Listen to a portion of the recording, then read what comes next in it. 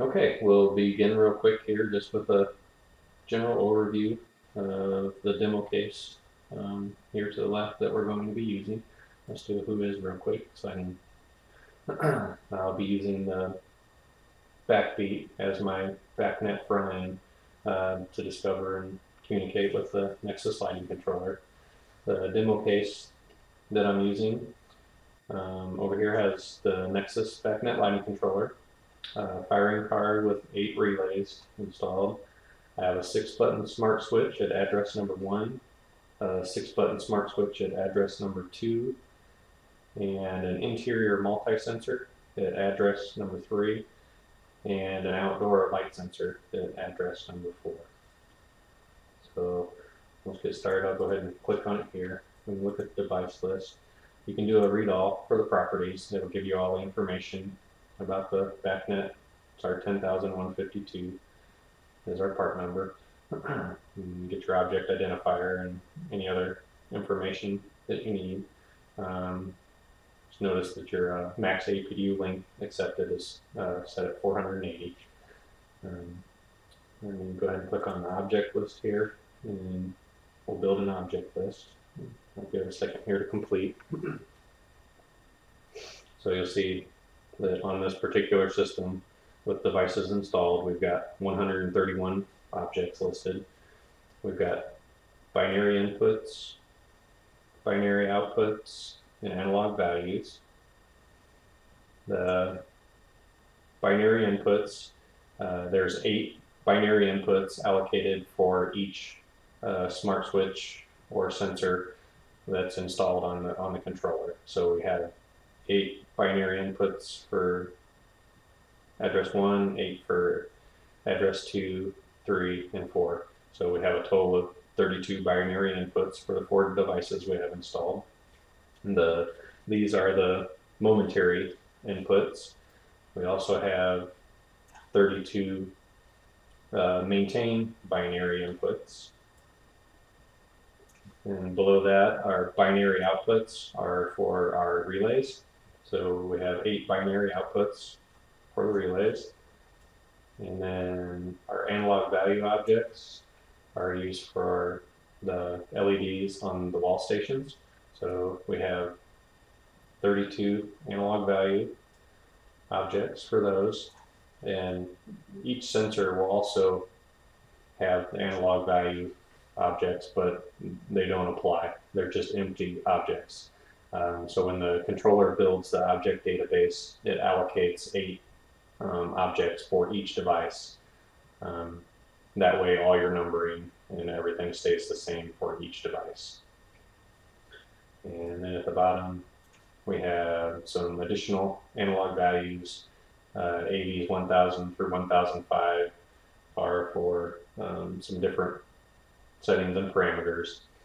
These AVs at the bottom in the 10,000 range, these are all the parameters for the sensors, the change values and parameters on the sensors.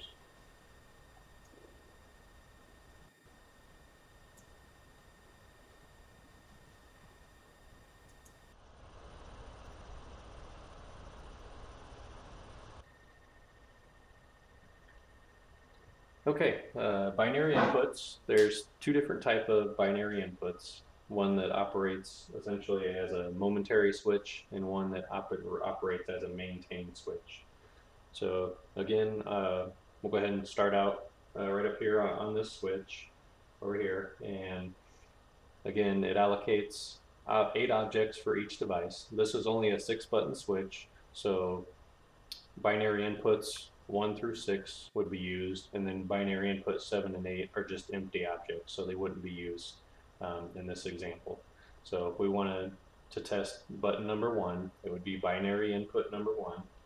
So I'm going to come over here and select binary input and object number 1, and I can read that, and it's currently a 0 value.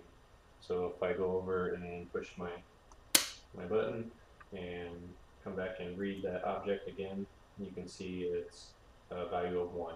So 0 is off, 1 is on. So essentially, this button acts like a toggle switch. So if we read it again, now it's at a value of 0. So on, a value of 1, off, a value of 0. And the other type of binary input is the maintain binary input, and that's basically you add 1000 to the binary input object. So if we wanted button 1, it would be, for the maintain input, it would be 1001. So we can read it. It's currently at 0. So a maintain works as when I'm going to press and hold the button. So when you press and hold the button and we read the value remains a 1 as long as you're holding the button. And at the point when you release the button, the value will go back to a 0. So it's 0, and then while the button is being pressed and maintained, it will read a value of 1 until the button is released, and then it goes back to a value of 0. So if we wanted to test the next station, button 1, this would be binary input number 9, because we have 8 allocated binary inputs for the first switch, and then the very next one would be binary input number 9. So we can read this one. It's at a 1, I push it again, it's at a 0, and then again if we wanted to check the maintain operation of that input, add 1000 to it. So we read it, it's currently at 0, I press and hold, and it remains a value of 1 until the button is released, and goes back to a 0. Now for the sensors, I'll use the outdoor sensor here as a quick example. There's multiple binary inputs on the sensors. We'll focus on the maintain here real quick. So I'm on address number 4. So binary inputs start at binary input 25 through 32. I'm going to pick button number 3 essentially for the sensor, which would be number 27. So 25 is 1, 26 is number 2, and 27 is number 3. So currently is a 0 value. If I cover the sensor, it goes to a value of 1, and it will hold that value while it's dark until you meet your light threshold, and then the value will go back to 0. There's multiple thresholds and set points for each sensor. You can refer to the manual for the different types of operation depending on what you want to use for your situation.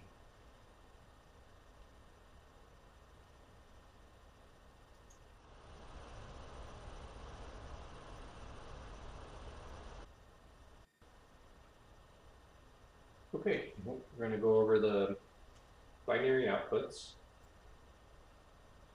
These are for the relays to turn the relays on and off. So we have binary outputs 1 through 8. So we'll select our object type. We have binary output. Start with binary output 1, which is relay 1. Go ahead and read it. It's currently 0. So 0 for off and a 1 for on. I can turn on relay number 1.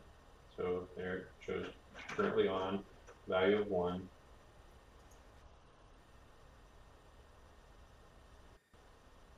And then if I go ahead and just turn that relay off, and read again, our value shows a 0 for off. We can go ahead and write to that value. It's currently a 0, so if we were to write a 1 to relay 1, it turns on. If we write a 0, it turns off. And again, we can do that kind of throughout. If we want to turn on all 8 relays and start at 1 and go to binary output number 2 and turn that on, and 3, and so on. And the same thing if we want to turn those off.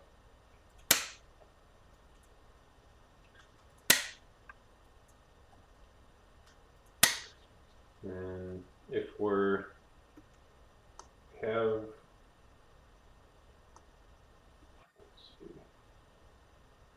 one of these on, so what happens, let me clear this out. So if we have, okay, we'll start here with relay number 4. So if relay number 4 is on,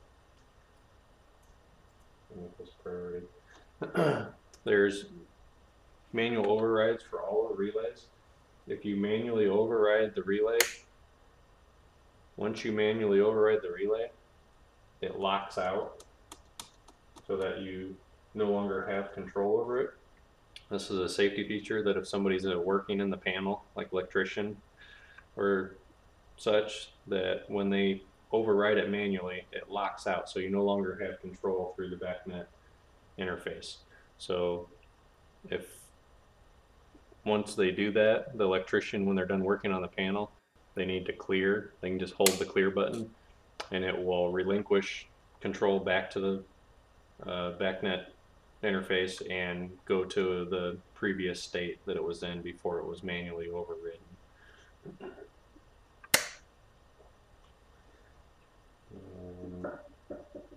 All of the objects on the Nexus controller are written at a priority level of 16. So once you write at a priority level higher than that, it locks out local control. So here I wrote at a priority level 1. I no longer have control of relays 1, 2, and 3. So to do that, I need to relinquish control back to that priority level 16 so that I can gain access again. I'll do that with each one of those because it was still holding a priority level of 1. So now I have local control of those relays again. And that's the binary outputs.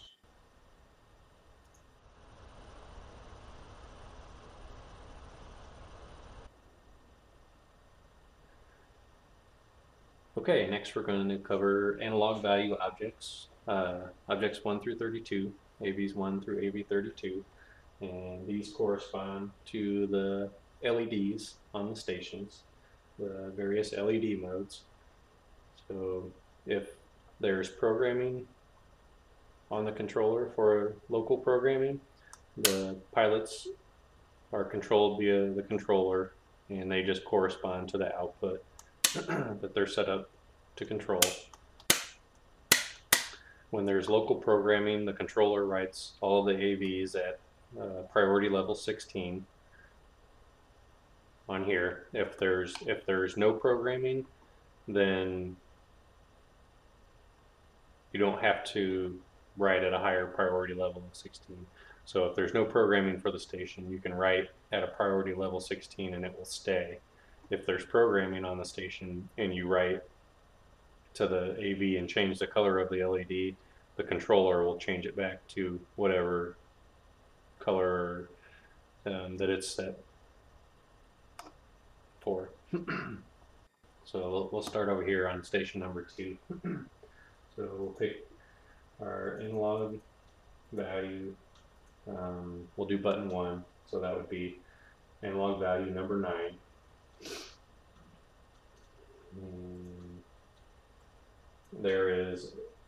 They're full color LEDs, so you can pick any one of 7 colors: red, green, blue, yellow, purple, cyan, or white. And there's 7 different flash patterns as well. So I'll just start with a basic one here. I'll go ahead and write that's red flash, and I wrote that at no priority level. So currently you can see that the LED is red and flashing. Now if I go to the controller and I set up, see, button number 1 to control relay number 1, as soon as I do that, you'll see that it went out, and that's because the controller is now writing at a priority level 16 and relay number 1 is off. So now the pilot responds to relay number 1. So if I want to change that pilot light, now I need to write at a higher priority level than 16. So if I want to switch it back to red flashing, I can write to it and it will go back to red flashing. And if I relinquish that control back to the controller, it will go back to the solid blue color that it was previously as told by the controller.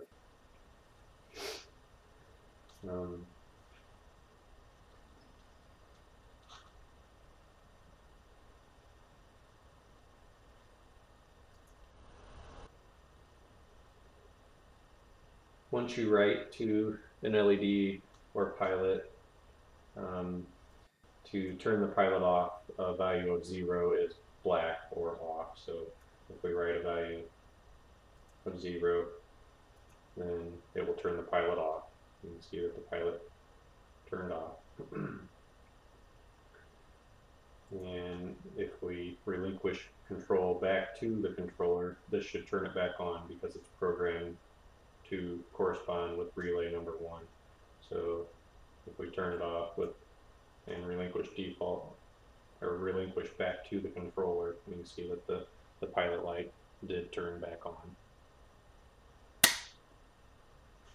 So there's a table in the back of the Nexus system manual that lists all the various values for the different colors and different flash patterns that you can assign to the different LEDs.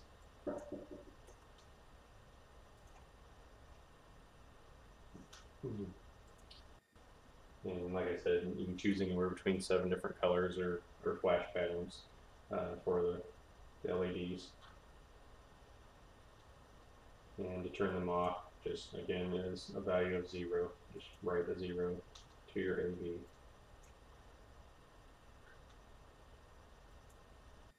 Turns them off. And then AVs for the sensors are just empty objects because there's no pilot lights for the indoor sensor or the outdoor sensor.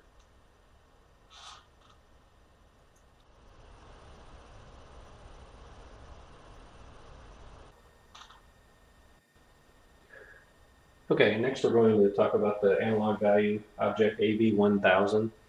This is used for infinite subscriptions. So if you want to subscribe to an object and have it not expire, you can turn this feature on. So let's go here and select our analog value. And it's AV1000 to the present value property. We can read it. And to turn this on, it's a value of 1, and to turn off, it's a value of 0. So let's go ahead and let's turn it on. Okay, now what this allows us to do is we can subscribe to one of our objects. We'll just do a binary input. Let's do object 10. So that'll be button number 2 on station number 2. So, and we'll put a value of 10 seconds. So we'll subscribe to there. We can go to our COV notifications and we can see that I got 5 seconds remaining, 4 seconds as I'm pushing the button, and then the COV times out. So with the infinite COVs enabled, what it allows you to do is you can write a value of 0 seconds to the lifetime property, and when you subscribe to that binary input, then clear this. So now it will just infinitely subscribe, so the time never times out. And if you want to get rid of that COV subscription, all you have to do is resubscribe with an actual value for your lifetime. And once you do, then it will go until it times out, and it's timed out. So AV1000 is used to allow infinite COV subscriptions. So it's currently turned on, so we can go ahead and turn it back off. Then in the off position, it won't allow you to subscribe. It just gives you a service request denied.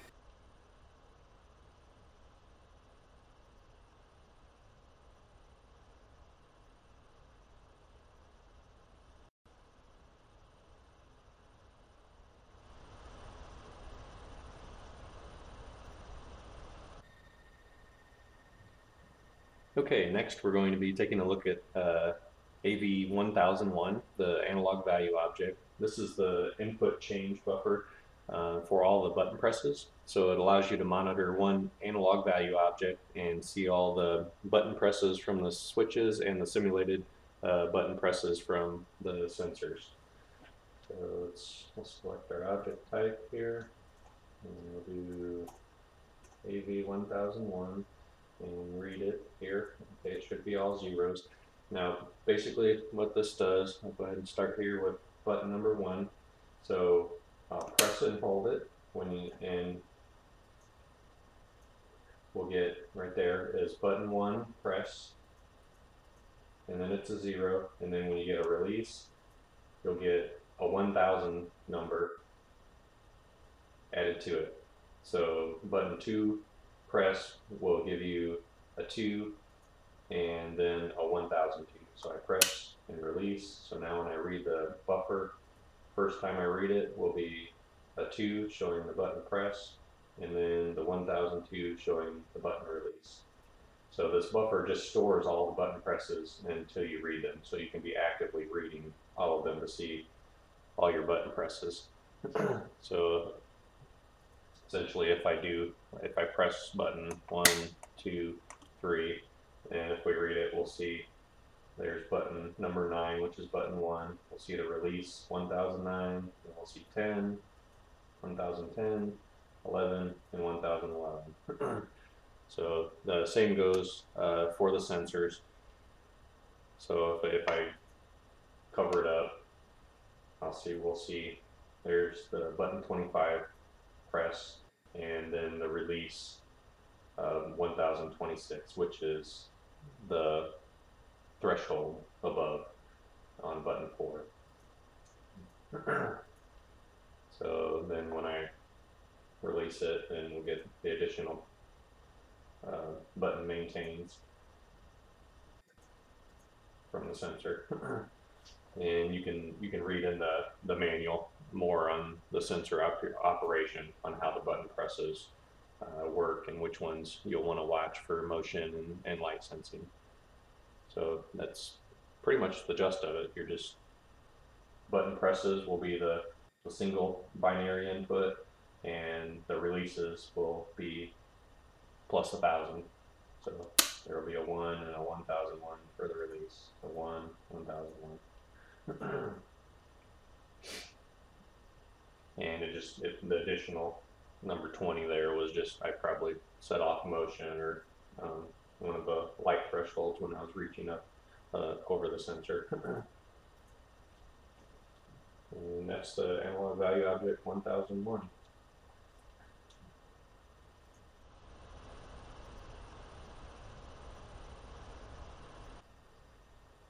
Okay, next we're going to look at analog value object 1002, and this is the relay override status.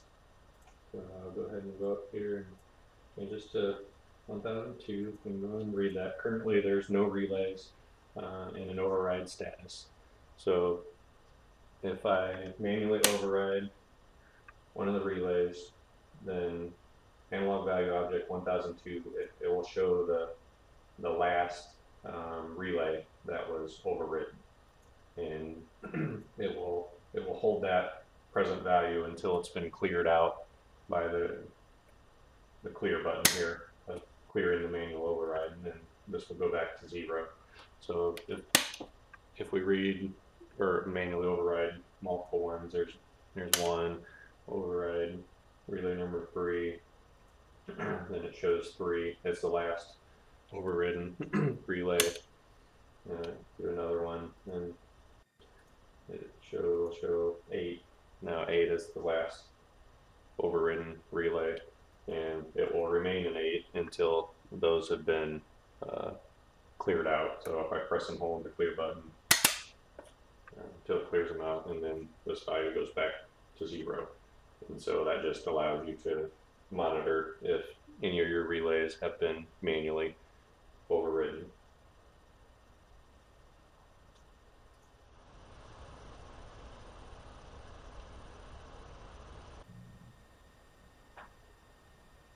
Okay, next we're going to take a look at analog value object 1003.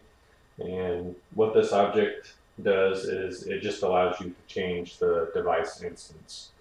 Now you can still go to the device and device instance property and change that, but we ran into some customers that didn't have the ability to change the device instance an easy way in their front end. So we created this analog value object 1003 to be able to set your device instance. So currently, you can see down here, we're running at 68,003 for our device instance. So if we read it, that shows our current value. So if we wanted to change that, I'll take it up to 68,004. Go ahead and write it to, now I've lost communication to it. So now that I've changed the device instance, I can go back here and do a who is, and we'll rediscover the controller at the new device instance. So 68,003 should show up as not available anymore. Okay, and then wait for, let me try again here real quick. I'm not sure it had time to reboot. Okay, and then here's our new device instance, now at 68,004. So analog value object 1003 is just a quick and easy way to change your device instance if you'd like to.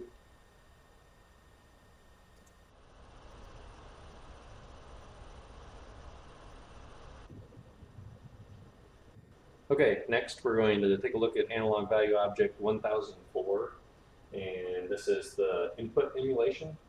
Basically what this analog value object does is allows you, if you have any programming on your buttons, like essentially here button 1 turns off relay number 1, is it allows you to, let me go ahead and connect here to object 1004. So button number 1 currently turns on and off relay number 1. So input emulation just emulates a button press. It allows you to remotely push the button, essentially. So we can put our value in here and write our 1. So it works just like I pushed button number 1. If I push it again, and it cycles on and off. Same for button number 3. And turn on button number 4. And button number 5. And then my button number 6 is currently programmed as like an all off. So if I hit number 6, it'll turn all those off. So it's just remote button presses is essentially what the input emulation is for object 1004.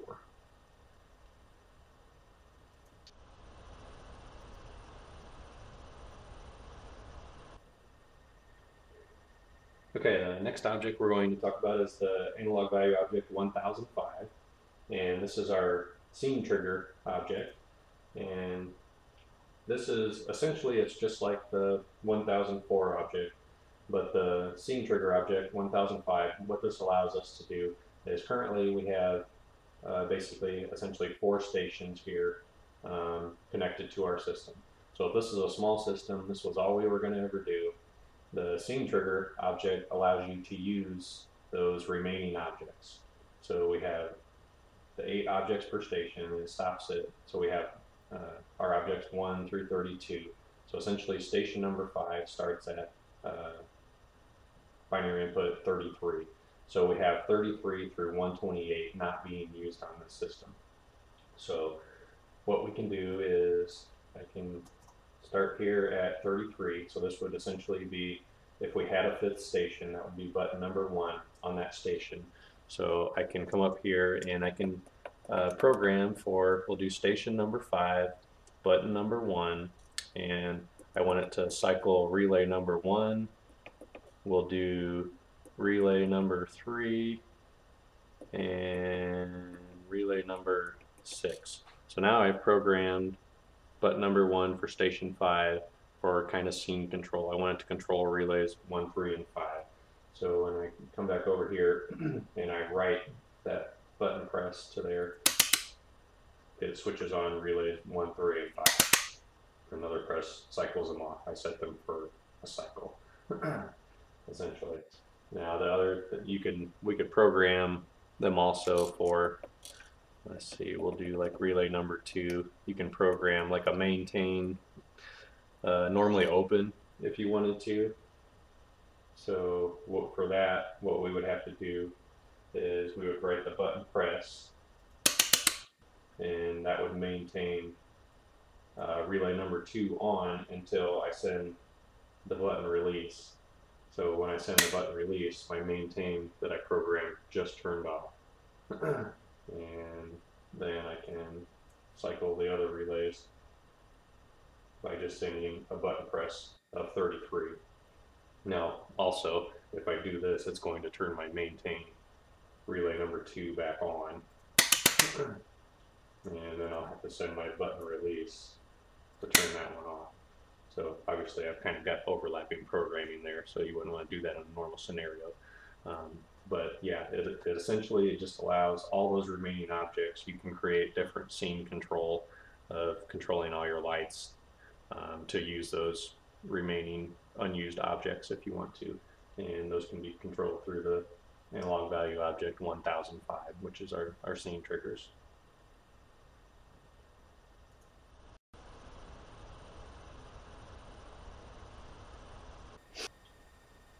Okay, last we're going to talk about the analog value objects for the sensor parameters. And let me bring my document up here. But essentially, what we have here is there's 10 parameters per sensor. So we have our AV1, and then we have the pound sign. And what the pound is, that's the address for each station. So in our example, we have a sensor at addresses number 3 and 4.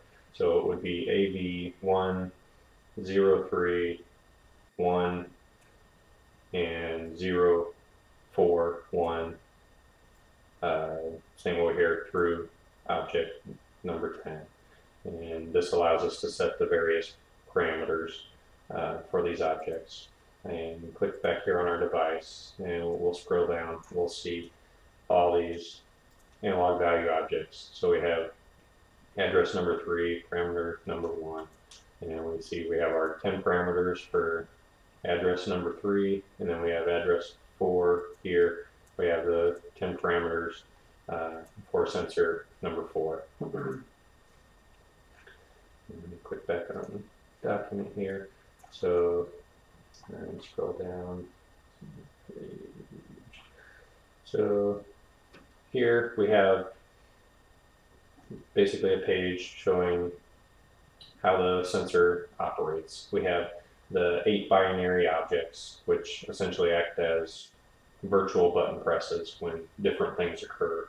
So we have the exterior sensor, which has 4 different light levels that you can set, and basically this allows like daylight harvesting type options. So you can set one value at say 100 lux, and then the next threshold at 300, 500, 700, or 1000. And so you can create different events based on how bright it is in the area that you're controlling.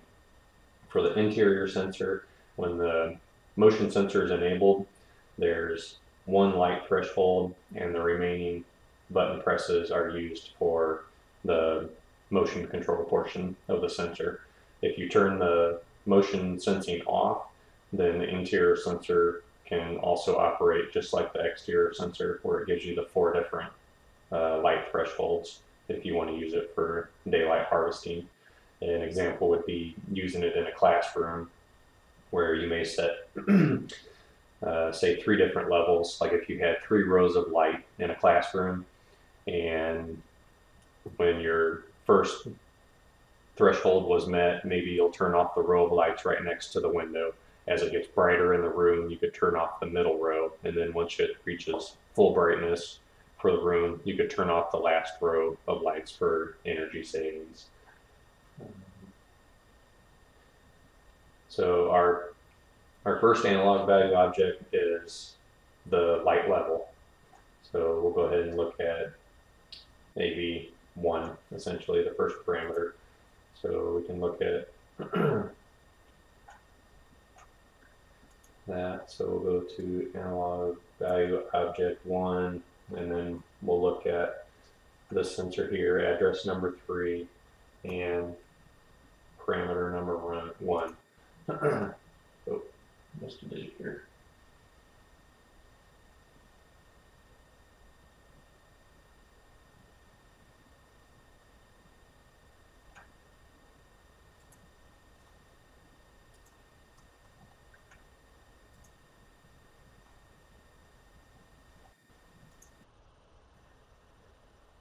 Okay, I'm missing my digit here. I'm missing my 0 for my parameter. So this is parameter number 1 for sensor address number 3. So I should be able to read this. And currently the light level is 68. So if I cover this up, and then my value now it's a 0, and I can let a little bit of light in. And so you'll see the value changing as the light increases. So parameter number 1 is just for reading the flux level in the room that your sensors have. Let's see, back on my document here. So the next object would be AV number 10,002 here. This is the light sensor hysteresis. You can adjust the hysteresis of the light sensor. We'll look at object number 3. This is the light sensor delay. It can be anywhere from 1 to 3,600 seconds. So basically this is when you want to send the button press or the binary object value.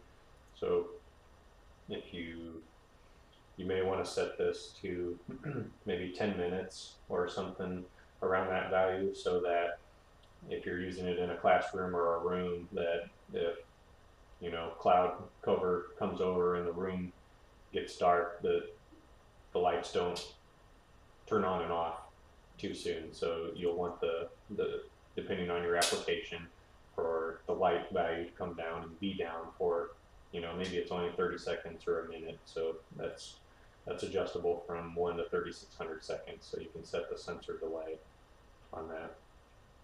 The remaining objects here, these are for the 4 different thresholds that you can set.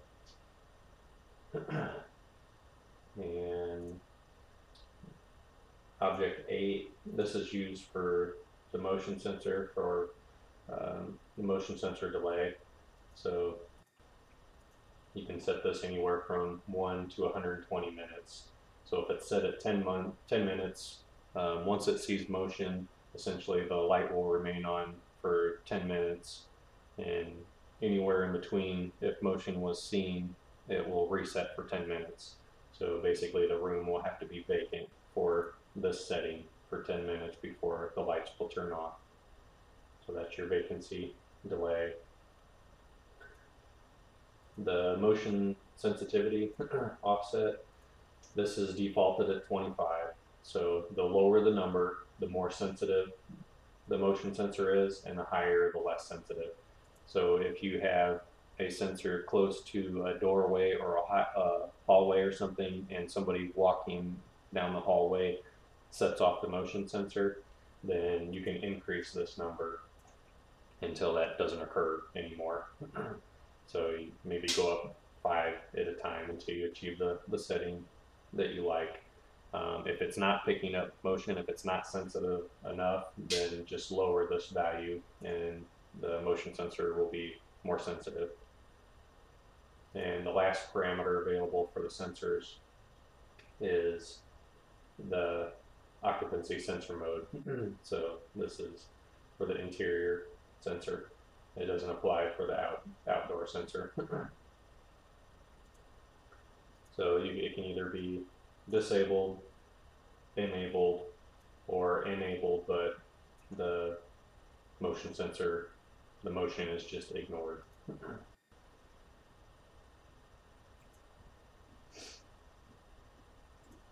So I'll just do a quick example of the sensor. So if we say we look at sensor number 4 here, the most commonly used threshold we could set up on button number 3.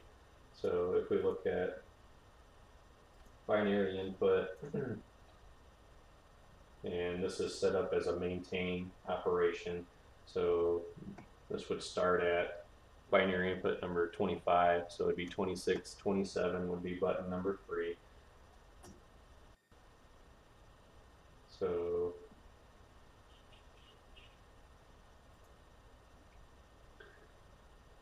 what we can do is go over here and we'll go to our sensor number 4, button number 3. We'll have it control relay number 8 and set it up for a maintain normally open. Now what this should do is when I cover it and it's dark, it'll turn on relay number 8, and then once it's light again, it will turn the relay off. Similar operation you can do with your interior sensor. The interior sensor with motion enabled only has the 1 threshold, so we would want to do the same operation on button number 1 for the interior sensor. So again, we have 1 through 8, 9 through 16. Button number 1 starts at 17, so it would be the maintain. For this, we can go back to address number 3, and we want button number 1, and we'll do this with relay number 7 and set this up as a maintain normally open. So this should turn on relay number 7 when it's dark, and when it's light and crosses our set threshold, turns the relay back off. So those would be the most commonly used applications for the sensor, just as a simple on-off, dusk-dawn type control, and you're able to expand on that if you'd like with the different light level thresholds. And that covers the basics of our sensors and sensor parameters. The sensor parameters are also able to be set with the IR remote. You can refer to the manual to do that. So if you're actually in the room and want to make some adjustments to the light level threshold, you can do that with the IR remote, or you can do it through the BACnet interface.